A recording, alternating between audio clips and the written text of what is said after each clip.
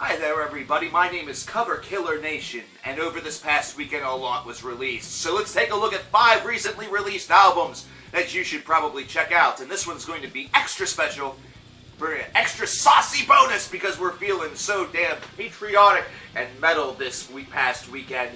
We're going to have 2 extra ones for you to examine. So let's cut with the crap, hold on to your panties and grab onto your hats. Here are some albums that you need to examine. Our first examination today comes via Oracles with their brand new album, Miserycorde.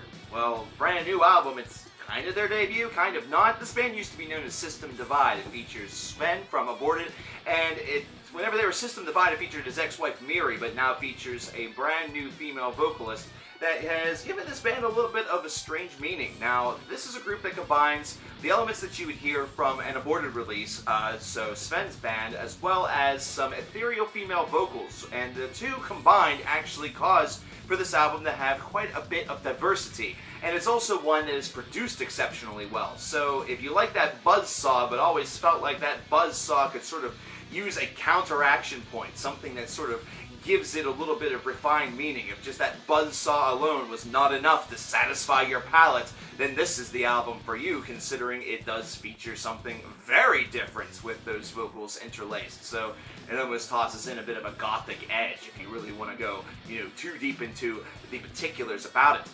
This also features a couple of great keynote guests in Pierre Nelson, Ryan Knight, and Jeff Loomis.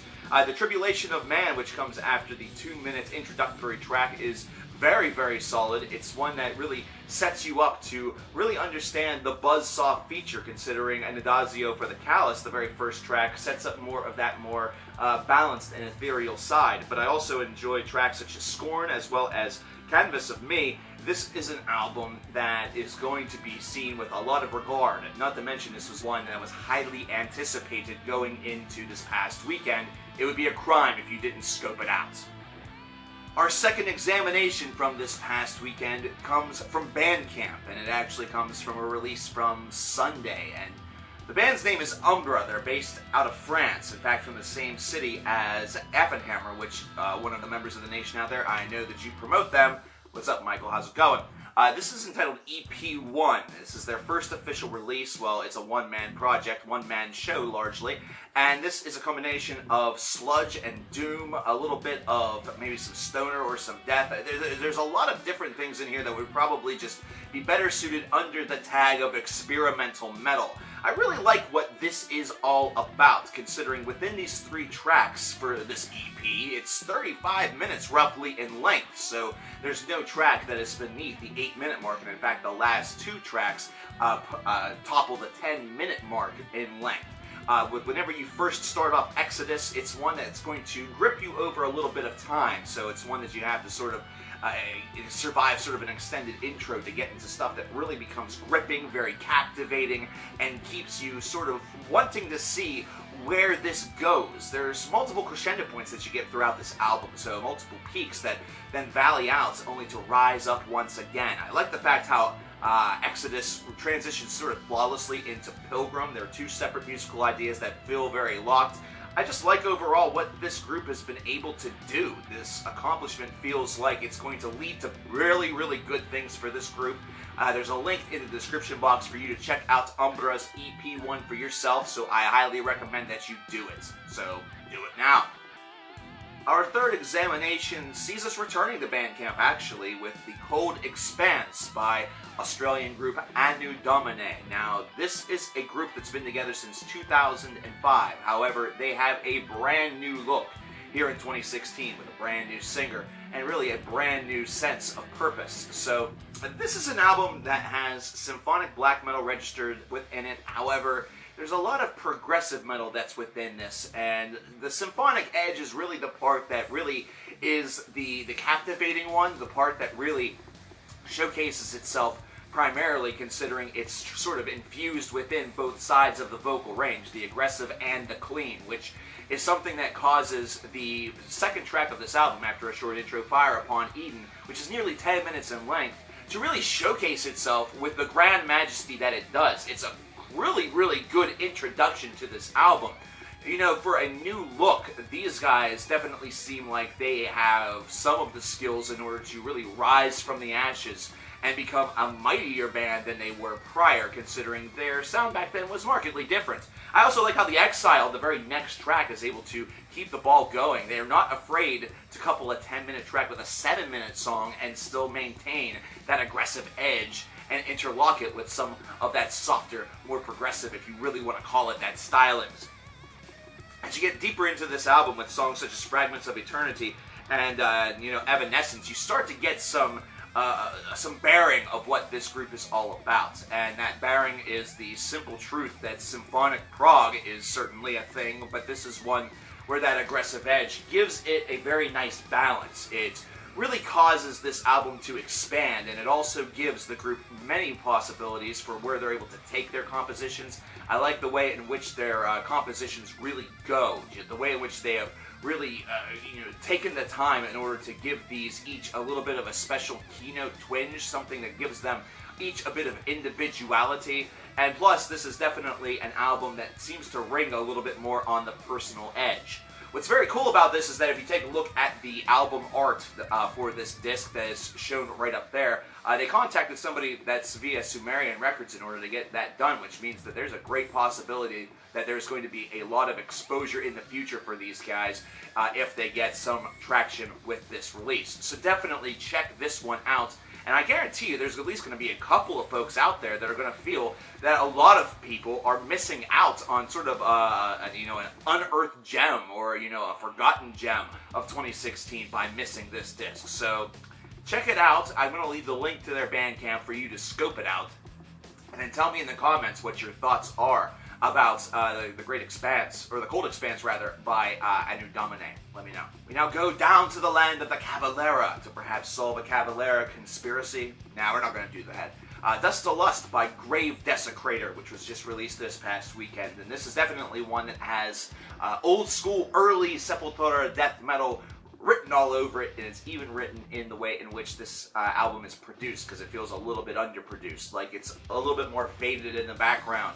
And some of the tones are just, well, faded in the background, not to sound redundant.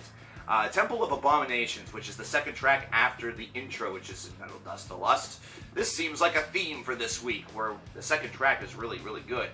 This is, however, a track where they don't put their best foot forward right away. You're not exactly, floored by what they do immediately. However, whenever it moves into its middle portion, whenever it gets to about the 3 or 4 minute mark and sprawls to its conclusion, you start to hear some frantic guitar work, some frantic guitar soloing that kind of embers above the composition, that gives it a little bit more livelihood and definitely bears that resemblance to old school death metal.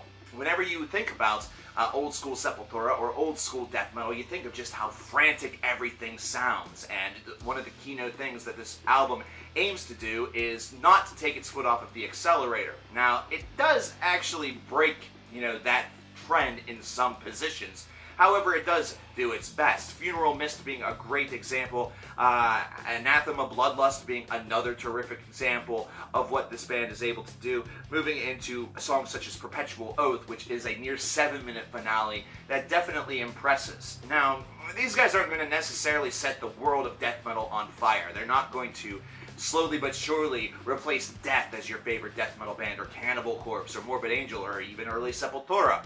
But this is instead a group that offers a really nice throwback, whether it's intentionally or not, to those days. And considering we've talked about groups such as 6 Feet Under that have tried to do that and failed miserably, this is a group that actually gets the tones of the late 80s, early 90s death metal scene pretty spot on. So you do have to take some of the good with the bad. So if you're a death metal practitioner and like to examine some old school philosophy that's in new school music, check this out. Silent Planet with Everything Was Sound. This is certainly unique. A little bit of post-hardcore, a little bit of metalcore, or a little bit of deathcore, or core in there somewhere. There's a little bit of prog, there's a lot of experimentation, there's a lot of lyricism that sounds like it's essentially poetry that has been transmitted into song form, and you get, out of this 13-track affair, one that is kind of difficult to get yourself sort of oriented within, but once you do, it's oddly captivating. It's kind of weird. Inherit the Earth starts off, and it's not exactly a song that feels like it's going to breed an easy, digestible album. And this has kind of been a reputation that Silent Planet has garnered over their very short career, that they have albums that are challenging listens, but in the end, ultimately extremely rewarding. And I can kind of understand where they get that reputation from, considering this is a group that doesn't just stay within one style. They're instead one that diversifies throughout their compositions. And you can see this especially in tracks such as Understanding Love Is Lost, either that or No Place to Breathe. And it's just something that feels interesting and different.